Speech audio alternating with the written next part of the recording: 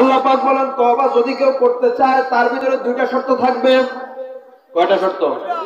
আপনি মুমিন হলেন, তওবার গুণ আনলেন, আর যদি তওবা না করলেন আপনি মুমিন থাকতে পারবেন না। এখন তওবা করার পরেও আপনার তওবা কিন্তু আল্লাহর দরবারে কবুল হবে না যদি না দুইটা শর্ত না পাওয়া যায়। কথা কি ঠিক আছে? এখন সেই দুইটা শর্ত কি কি জানার দরকার আছে না নাই? কথা বলে জানার দরকার আছে না নাই? এক নম্বর আমার আল্লাহ বললেন ওয়ানিবু ইলা রাব্বিকুম, তোমার রবের দিকে তোমাকে ফিরে আসা লাগবে। কে বললেন?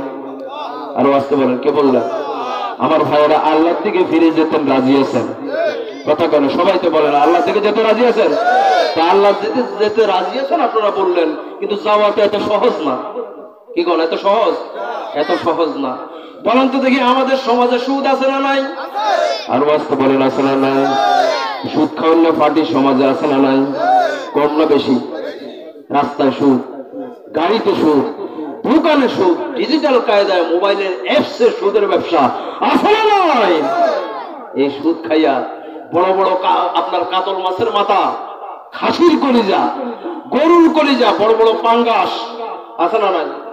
আমার ভাইরা আছে না নাই? তা আপনি যে বললেন আল্লাহর দিকে ফিরে যাবেন, হঠাৎ করে তো এই খাসির কলিজা খাওয়া বন্ধ করতে পারবেন না। জোর বলেন পারবেন? এত বছর খাইয়ে আসছেন বড় বড় মাছের মাথা, গরুর গোশ খাইয়ে আসছেন, হঠাৎ করে আল্লাহর দিকে ফিরে যাবেন, আপনাকে এগুলো খাওয়া বন্ধ করতে পারবেন? কথা বলে পারবেন? তাহলে আল্লাহর দিকে যাওয়া সহজ না কঠিন? কথা বলে সহজ না কঠিন? কিন্তু আল্লাহর জন্য আপনাকে ফিরে আসা লাগবে কার দিকে? কথা করা কার দিকে? বলেন তো দেখি আমাদের সমাজে যুবক আছে না নাই? আছে না নাই? আপনাদের এদিকে যুবক নাই? ওই যুবকরা প্রেম করে, এরকম যুবক সমাজে আছে না নাই? প্রেম করা জায়েজ না হারাম? সবাই তো কয় না, কি যারা করে এরা কয় না, কিন্তু যুবক ফাটিরা কয় না। যুবকের ভিতরে ভেজাল আছে। জোরে কোন ঠিক কিনা? প্রেম করা জায়েজ না হারাম? কথা করা জায়েজ না হারাম? প্রেম করলে সওয়াব হয় না গুনাহ হয়? ফরক আছে না নাই? কথা কয় আছে না নাই? আমার ভাইয়েরা, প্রেম যারা করে আজকে থেকে আপনি আল্লাহর দিকে ফিরে গেছেন, প্রেম বাদ দেওয়া লাগবে। জোরে কোন ঠিক কিনা? যারা পরকিয়া করে বিয়ের পরেও আমার বউ এটা ভালো লাগে না আরেকটা ভালো লাগে, এরকম সমাজে নাই?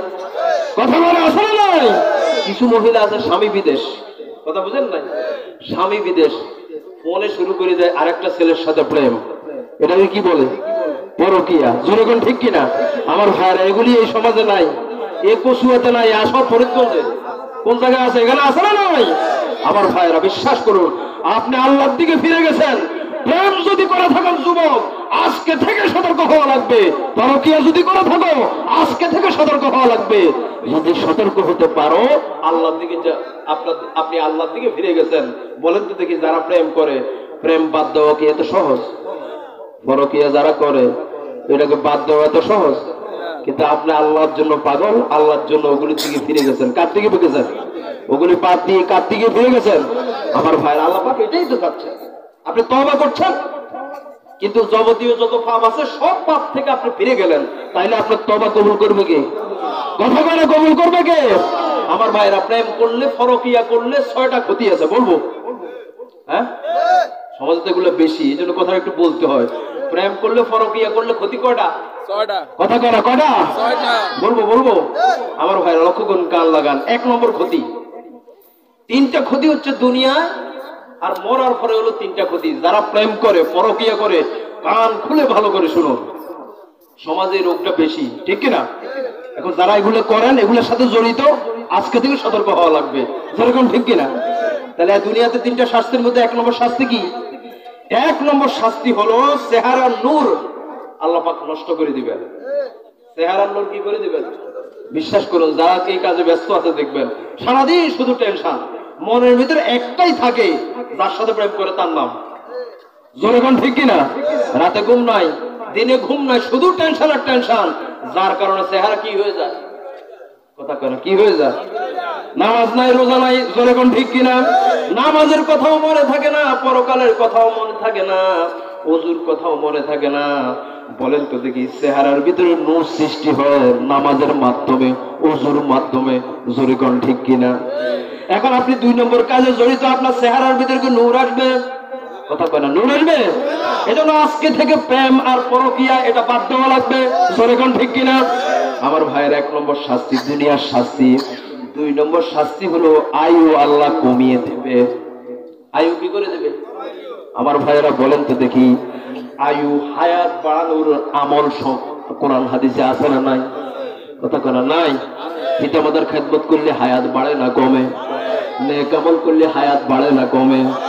আরো অনেক আমল আছে, আমল করলে হায়াত বাড়ে না কমে। কিন্তু কিছু বাজে আমল আছে, বদভ্যাস আছে, ওই বদভ্যাসগুলি কেউ যদি করে, কোনো মুমিন যদি করে, তাহলে তার হায়াত বাড়ে না কমে? আরো আসতে বলেন, বাড়ে না কমে? এই কমার মধ্যে 1 নম্বর হলো প্রেম আর কি পরকিয়া। এই দুইটা যদি কেউ করে, হায়াত কি হবে? কেউ যদি 50 বছর পায়, যুবক শুনে রাখো, কেউ যদি 50 বছর পায়, তার হায়াত কমে হবে 40 বছর। কথা বুঝেন নাই? আপনার হায়াত যে আল্লাহ কোন দিকে কমাই দিব, আপনি টেরও পাবেন না। যেরকম ঠিক কিনা? সুতরাং যুবককে এইসব কাজ থেকে, এইসব বদভ্যাস থেকে আজকেই সতর্ক হওয়া লাগবে। যেরকম ঠিক কিনা? আমার ভাইয়েরা, 2 নম্বর শাস্তি দুনিয়ার শাস্তি। 3 নম্বর শাস্তি হলো দরিদ্রতা আপনাকে ঘিরে ধরবে। কিসে ধরবে? দেখবেন যারা প্রেম করে, শুনতেছেন কথা কথা, শুনতেছেন? যারা প্রেম করে দেখবেন প্রেমে গিয়ে কয়, আমারে কক্সবাজার নিয়ে যাও, আছে না নাই? আমাকে সিলেটের শিবঙ্গল নিয়ে যাও, আমাকে জিয়া উদ্যান নিয়ে যাও, আমাকে একটু ভালো একটা হোটেলে গিয়ে খাওয়াও, আছে না নাই? কিন্তু নিজের পকেটের একটিও না, সব টাকা হচ্ছে ওর। জনগণ ঠিক কিনা? আমার ভাইয়েরা, এরকম করতে করতে সমাজের ভিতরে এমনও যুবক আছে প্রেম করে লক্ষ লক্ষ টাকা মেয়ের পিছনে ব্যয় করে, আছে না নাই? খুব সতর্ক হওয়া লাগবে। এই যে টাকাগুলি যাচ্ছে, ব্যয় হচ্ছে, এটা সম্পদ কমার লক্ষণ। জনগণ ঠিক কিনা? এই জন্য এটাও একটা ক্ষতি। ঠিক না? ঠিক না ভাই? ঠিক না? ঠিক না? এর থেকে বাঁচা দরকার। জনগণ ঠিক কিনা? আমার ভাইরা, তাহলে 3 নম্বর ক্ষতি হলো কি? দারিদ্রতা আপনাকে কি করবে? ঘিরে ধরবে। এরপরে দুনিয়ার 3টা ক্ষতি। এবার আখিরাতের 3টা ক্ষতি কি কি? কেউ যদি এসব কাজে জড়িত থাকেন, আখিরাতের 3টা ক্ষতি হলো, আমার ভাইয়েরা, ও মরতে দেরি, আমার আল্লাহ ওর উপরে রাগ করবেন, ওই লোকটার উপরে আমার আল্লাহ রাগ করবেন। আমার ভাইয়েরা বলেন তো দেখি, এই সমাজের ভিতরে আমরা যারা মুমিন আছি, আমরা যত কাজ করি কার খুশির জন্য? কথা কয় না, কার খুশির জন্য? আমরা পিতামাতার খেদমত করি কার খুশির জন্য? আমার ভাইয়েরা, আমরা লেখাপড়া করি কার খুশির জন্য? আমরা নামাজ পড়ি কার খুশির জন্য? তো যা আছে দুনিয়া, আমরা সবই তো আল্লাহর খুশির জন্য করি। আমার ভাইয়েরা, কিন্তু মৃত্যুর উপরে আমরা যদি দুনিয়াতে আল্লাহর খুশির জন্য সব করার পাশাপাশি যদি অবৈধ কাজে লিপ্ত থাকি, প্রেম আর পরকীয়ার সাথে যদি লিপ্ত থাকি, বলেন তো দেখি, দুনিয়ার জীবনে আল্লাহর জন্য আপনি এত কষ্ট করলেন আল্লাহর খুশির জন্য, ওই আল্লাহ কিয়ামতে যদি আপনার সাথে রাগ করে থাকেন, আপনার দুনিয়ার জীবন ব্যর্থ না সফল? সবাই তো কয় না, ব্যর্থ না সফল? এখন আখিরাতে আপনি যদি সফল হতে চান, আজকে থেকে বাজে অভ্যাস বাদ দেওয়া লাগবে। সেরকম ঠিক কিনা? আমার ভাইয়েরা, এরপরে দেখেন 2 নম্বর শাস্তি হলো, আপনার আমল নামা লজ্জায় আপনি পড়তে পারবেন না। কথা বুঝেন নাই? বলেন তো দেখি, দুনিয়াতে যারা এইসব কাজ করে, তারা কি ঢাক ঢোল বাজাইয়া করে? কি কর? গোপনে না প্রকাশ্য করে? পরকীয়া কেউ যদি করে, প্রকাশ্য না গোপনে করে? প্রেম যদি কেউ করে, প্রকাশ্য না গোপনে? আমার ভাইরা, কিয়ামতের দিন আমার আল্লাহ কিন্তু আপনার আমলকে প্রকাশ করবেন। কি করবেন? দুনিয়াতে আপনি যা গোপন করেছিলেন, ওইগুলি লক্ষ লক্ষ হাজার হাজার কোটি মানুষের সামনে আপনার আমলনামা পড়তে দেওয়া হবে। সেরকম ঠিক কিনা? আমার ভাইরা, বল্লাহু মুকফিহি মা কুনতুম তাকতুমুন, দুনিয়াতে আপনি যা গোপন করেছেন, আমার আল্লাহ কিয়ামতে সব প্রকাশ করে দিবেন। সুবহানাল্লাহ বলেন। সুতরাং আপনি তো দুনিয়াতে এটা গোপন করছেন, এই কাজটা, কিয়ামতে আল্লাহ যখন বলবেন তোমার আমল তুমি পড়ো, তখন কি পারা যাবে? কথা কয় না, তখন পারা যাবে? এটা হলো আখিরাতের শাস্তি। 3 নম্বর শাস্তি হলো, বিনা হিসেবে বিনা বিচারে আল্লাহ আপনাকে দিবে জাহান্নাম। কোন জায়গা? এই জন্য বাজে অভ্যাস থেকে বাদ দেওয়া লাগবে। জোরেগণ ঠিক কিনা? শাস্তি মোট কয়টা পাইলাম? আরো আসতে বলেন, কয়টা? আল্লাহর দিকে যদি আপনি ফিরে যেতে চান, আজকে থেকে বদভ্যাস এগুলি বাদ দেওয়া লাগবে। জোরেগণ ঠিক কিনা? সুদ, প্রেম এবং ভালোবাসা, এগুলি সমাজের মারাত্মক ভাইরাস। জোরেগণ ঠিক কিনা? যারা জুয়া খেলে, জুয়া সমাজে আছে না? কথা কয় না, আছে না নাই? জুয়া ছাড়া কিন্তু এত সহজ না। কি বলেন, এত সহজ? ইয়াবা, বাবা, গাঁজা সমাজে আছে না নাই? আমার ভাইরা এগুলো ছাড়া কি সহজ? কথা করে সহজ? আপনি আল্লাহর দিকে ফিরে গেছেন, এগুলি বাদ দেওয়া লাগবে। এই যদি ফিরে যেতে পারেন আল্লাহর দিকে, তওবা কবুল করবে কে? কথা করে কে? এই তওবা কবুলের 1 নম্বর শর্ত পাইলাম তো। 2 নম্বর শর্ত হলো আমার আল্লাহ দিলেন ওয়া আসলিমু লাহু মিন ক্বাবল। আমার আল্লাহ বলছেন আল্লাহর আদেশ এবং নিষেধের প্রতি আত্মসমর্পণ করা লাগবে। কে বলছেন? আরো আস্তে কোন কে কইছেন? এই কথাগুলো আমি বানাইলাম না, আল্লাহর কথা। আর আস্তে বলেন কার কথা? আমার ভাইরা। তাহলে 2 নম্বর তওবা কবুলের শর্ত কি? ওয়া আসলিমু লাহু মিন ক্বাবল। আল্লাহর আদেশ নিষেধের সামনে আপনাকে অবশ্যই আত্মসমর্পণ করা লাগবে। কোরআনে কারিমের ভিতরে আল্লাহর আদেশ আছে 1000, নিষেধ আছে কত? কথা কেন কি কোন দিকে গেল আপনাদের? আল্লাহর আদেশ আছে কত? 1000, নিষেধ আছে। এই প্রত্যেকটা আদেশ এবং নিষেধ আল্লাহর এক একটা প্রজ্ঞাপন। আমি মাঝে মধ্যে বলে থাকি আল্লাহর এক একটা কি, একজনেরও আমার দিকে খেয়াল নাই। প্রত্যেকটা আদেশ নিষেধ আল্লাহর এক একটা কি প্রজ্ঞাপন। এক একটা আল্লাহর এক একটা আদেশ, এক একটা প্রজ্ঞাপন। এখন দেখুন আল্লাহর আদেশ নিষেধের প্রজ্ঞাপনের গুরুত্ব আছে না নাই? কথা বলে আছে না নাই? আমার ভাই, আমাদের দেশের সরকার যখন আদেশ জারি করেন, প্রজ্ঞাপন জারি করেন, ওই প্রজ্ঞাপনের গুরুত্ব আছে না নাই? কথা বলে আছে না নাই? আপনি যদি সরকারের কোনো আদেশ না মানেন, অগ্রাহ্য করেন, বাদ দেন, আপনি কি দেশে থাকতে পারবেন? কথা বলে দেশে থাকতে পারবেন? আপনার বিরুদ্ধে রাষ্ট্রদ্রোহী মামলা হবে। জোরে কোন ঠিক কিনা?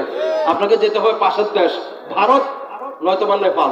জোরে কোন ঠিক কিনা? নয়তোবা শ্রীলঙ্কা। জোরে কোন ঠিক কিনা?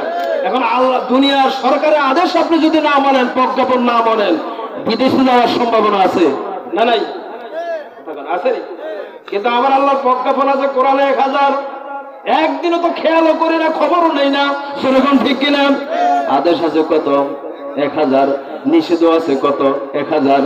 আমার আল্লাহর আদেশ এবং নিষেধ যদি না মানেন, আমার ভাইয়েরা, সরকারের আদেশ নিষেধ না মানলে দেশ থেকে অন্য দেশে যাওয়া যায়, ঠিক কিনা? জোরে কোন।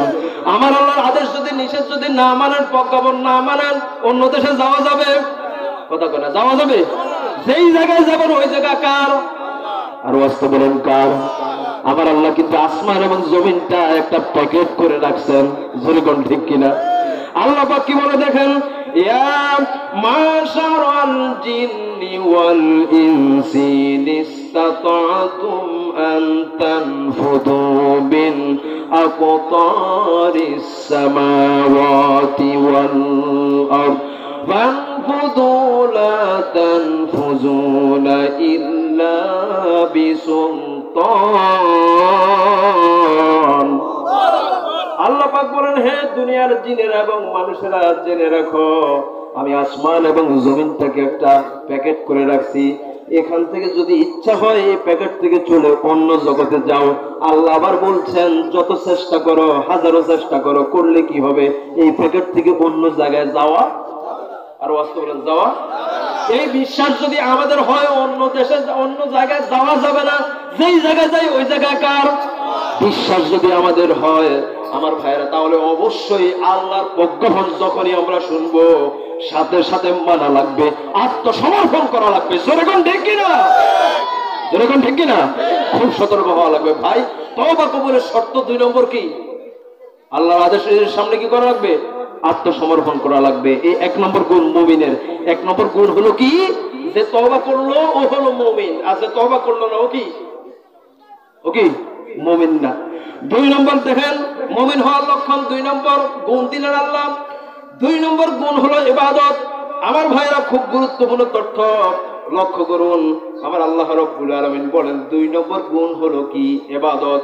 আল্লাহ রাব্বুল আলামিন বলেন, কুল ইন কুনতুম তুহিব্বুনাল্লাহা ফাত্তাবিউনি ইউহিব্বুকুমুল্লাহ ওয়া ইয়াগফির লাকুম যুনুবাকুম ওয়াল্লাহু গফুরুর রহিম।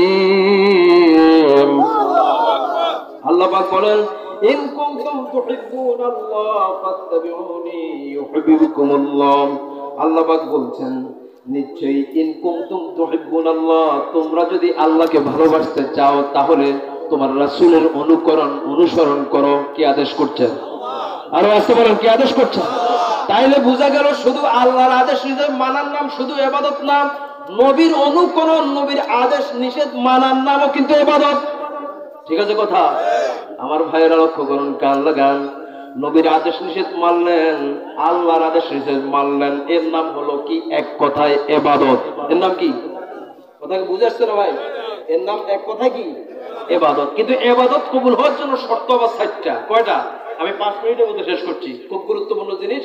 ইবাদত, কোন ইবাদত যদি আপনি কবুল করতে চান আল্লাহর কাছে, শর্ত কয়টা মানা লাগবে? খুব গুরুত্বপূর্ণ জিনিস, কিন্তু সব জায়গাগুলো পাবেন না। আমি তাফসীর থেকে বের করে তারপরে আপনাদের সামনে বলতেছি। ইবাদত কবুল হওয়ার শর্ত কয়টা? সেটা কারো ভিতরে যদি 4টা শর্ত পাওয়া যায়, বুঝতে হবে আপনি যে ইবাদত করছেন, নেক আমল করছেন, ওই নেক আমলগুলো কবুল করে নেয় কে? আরো আছে বলেন, কে কবুল করে নেয়? এই 4টা শর্ত বলে আমি শেষ করবো, বলি ইনশাআল্লাহ। আরে কি করে বলি ইনশাআল্লাহ? আমার ভাইরা, ইবাদত কবুলের শর্ত 1 নম্বর হলো ঈমান। 1 নম্বর কি?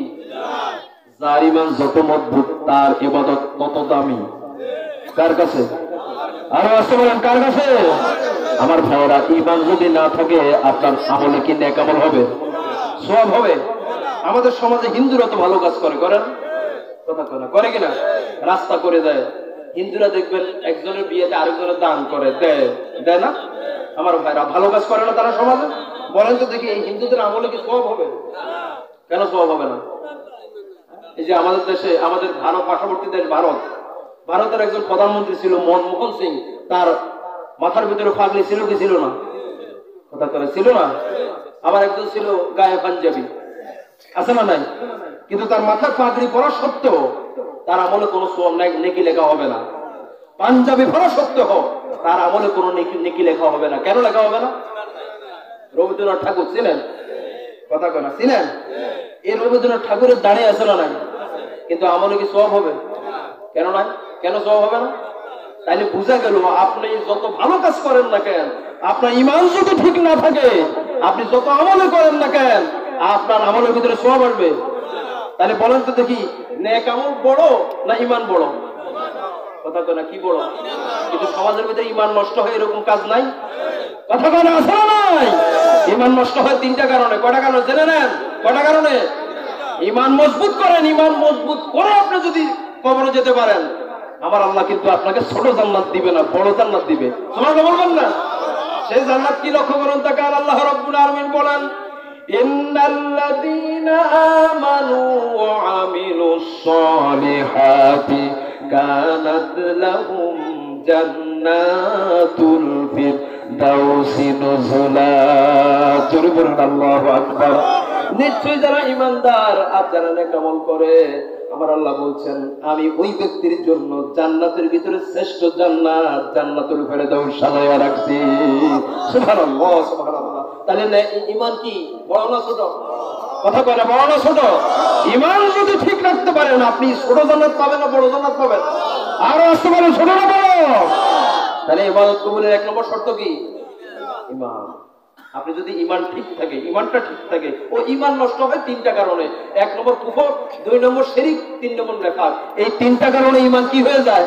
কারোর ভিতরে যদি এই 3টা জিনিস থাকে, দুনিয়া জুড়ে আমল করার পরেও আপনার এই আমলের কোনো মূল্য আল্লাহর কাছে। এই জন্য 3টা জিনিস সেট করতে হবে। ঈমানটা মজবুত করেন, আমল কম হয়েও ওই আমলকে বহুত পরিমাণ করে সওয়াব করে আল্লাহ পাক আপনার আমলনামা ভরপুর করে দেবেন। সুবহানাল্লাহ বলেন। কথা কি বুঝে আসছে ভাই? 1 নম্বর কি? ইবাদত কবুল হওয়ার জন্য শর্ত 1 নম্বর কি? 2 নম্বর শর্ট করে বলছি। 2 নম্বর হলো নিয়ত। 2 নম্বর কি? নিয়ত। আপনাকে বাড়ি থেকে যখন বের হন, কোনো কাজ করা লাগে, কি করা লাগে বলেন তো? আপনি যখন বাজারে যাবেন, বাজারে যাওয়ার আগে নিয়ত আছে না? কথা কয় না, আছে না নাই? আমার ভাইয়েরা, যারা সিনেমা দেখতে যাবে, ওদেরও বাড়ি থেকে বের হওয়ার সময় একটা নিয়ত আছে না? কথা কয় না, আছে না নাই? নিয়তুল মুমিনি খায়রুম মিন আমালি। মুমিনের নিয়ত হলো উত্তম আমল। জোরে কোন ঠিক কিনা? তাহলে ইবাদতের ক্ষেত্রে নিয়তের গুরুত্ব অপরিসীম। জোরে কোন ঠিক কিনা? আমার ভাইয়েরা, নিয়তটা সলিড হওয়া লাগবে। তাইলে ওই ইবাদতকে আমার আল্লাহ কি করবেন? নেক আমল হিসেবে আল্লাহ কি করবেন? কবুল করেন। 2 নম্বর। 3 নম্বর হলো হালাল খাবার। কোন ইবাদত যদি আপনি আল্লাহর কাছে কবুল করতে চান, 3 নম্বর শর্ত কি? আমাদের দেশে তো এখন হালাল খাবার বড় মুশকিল। জোরে কোন ঠিক কিনা? যেহেতু সুদ ভিত্তিক অর্থ ব্যবস্থা, জোরে কোন ঠিক কিনা? আমি গত কিছুদিন আগে পত্রিকায় দেখলাম যে বাংলাদেশে 100% ডাইরেক্ট ইনডাইরেক্ট আমরা সবাই সুদের সাথে জড়িত, যেহেতু বাংলাদেশ সুদ ভিত্তিক অর্থ ব্যবস্থা। জোরে কোন ঠিক কিনা? এখন সুদ মুক্ত অর্থ ব্যবস্থা করার জন্য, যাকাত ভিত্তিক অর্থ ব্যবস্থা করার জন্য আমরা যারা মুসলমান আছি, আলেম ওলামা আছি, আমাদের উদ্যোগ নেওয়ার দরকার আছে না নাই? আর আসতে পারেন আছে না নাই? আপনি যদি ইবাদত কবুল করতে চান, হালাল খাবার খাওয়া লাগবে। আর হালাল খাবার খাওয়ার জন্য আপনাকে অবশ্যই যাকাত ভিত্তিক অর্থ ব্যবস্থা কায়েম করা লাগবে। ঠিক কিনা? সতর্ক হওয়া লাগবে ভাই, মুমিনকে সতর্ক হওয়া লাগবে। ইবাদত কবুলের 4 নম্বর অর্থ কোন জায়গায় গেল? কথা বুঝেন নাই? 3 নম্বর অর্থ হালাল খাবার খাওয়া লাগবে। কোন জায়গায় কথা যায়? কথা বুঝে আছে ভাই আমার ভাইয়েরা? 4 নম্বর শর্ত হলো নবীর মতো আমল হওয়া লাগবে। নবীর মতো কি? নাকি আমার আব্বাই যেমন কইছে এমনি আমল করবেন, আমার চাচা যেমন কইছে এমনি আমল করবেন, আমার কাকায় যেমন কইছে এমনি আমল করবেন? আমল মিলা লাগবে কার সাথে? কার সাথে? বাস্তব দৃষ্টান্ত 2 মিনিটের ভিতরে আমি বলতেছি। ফজরের নামাজ কয় রাকাত বলেন তো? ফজর ফরজ কয় রাকাত? কেউ যদি আদর করি, মহব্বত করি 3 রাকাত পড়লো, ওর কি নামাজ হবে? কথা কয় না, নামাজ হবে? যোহরের নামাজ কয় রাকাত? সোজাভাবে বুঝেন, যোহরের নামাজ কয় রাকাত? 4 রাকাত ফরজ, ঠিক আছে? কেউ যদি আদর করি, মহব্বত করি, অথবা অসুবিধা কি? আমি 1 রাকাত বেশি পড়লাম, 5 রাকাত পড়লাম, অসুবিধা কি? এই ধরনের মন্তব্য করি কেউ যদি 5 রাকাত পড়ে, ওর কি নামাজ হবে? কথা কয় না, নামাজ হবে?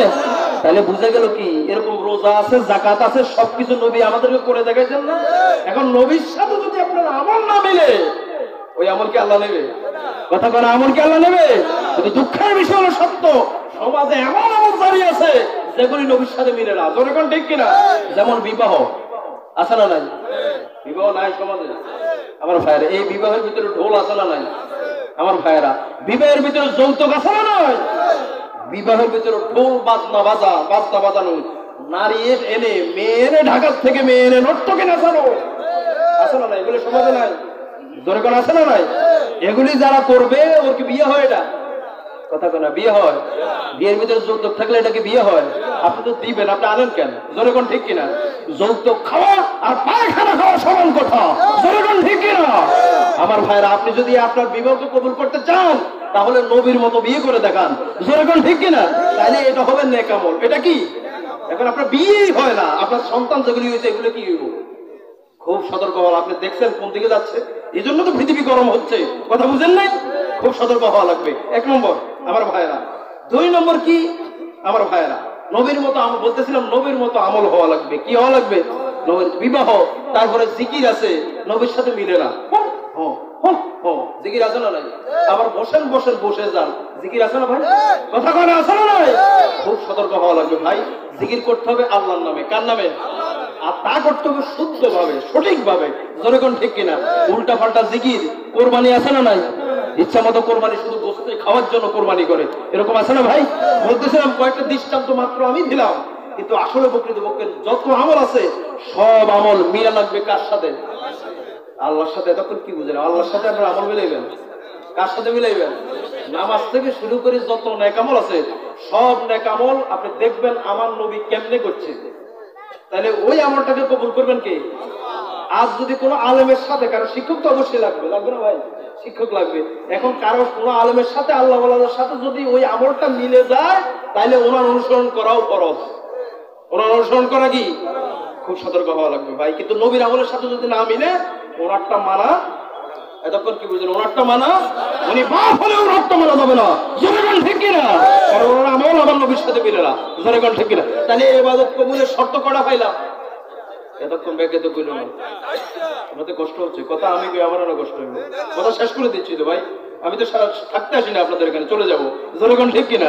কিন্তু কিছু মাল মিডিয়াম দিতে হবে না, বক মারি যাবো শুধু। হ্যাঁ আমার ভাইরা, তাহলে ইবাদত কবুল হওয়ার জন্য শর্ত কয়টা? 4টা পাইলাম। এই 4টা ভিত্তিতে, মূল মন্ত্রের ভিত্তিতে ইবাদত কি করা যাবে? কথা কয় না, করা যাবে? এই 4টা মূল মন্ত্রের ভিত্তিতে আপনাকে ইবাদত করতে হবে। তাহলে ওই ইবাদতটা কবুল করবে কে? কথা কয় না, কে কবুল করবে? এরকম 9টা গুণ আছে মুমিনের, যার ভিতরে 9টা গুণ পাওয়া যাবে, সে কি আমার ভাইরা? এরপরে আরো 6টা আছে, 7 মোট আপনার কয়টা আছে? আরো 7টা আছে। এই 7টার ভিতরে আবার এক একটা শর্ত আছে, খুবই গুরুত্বপূর্ণ। অনেকগুলি কথা আমি তাফসীর থেকে লিখে নিয়ে আসছি।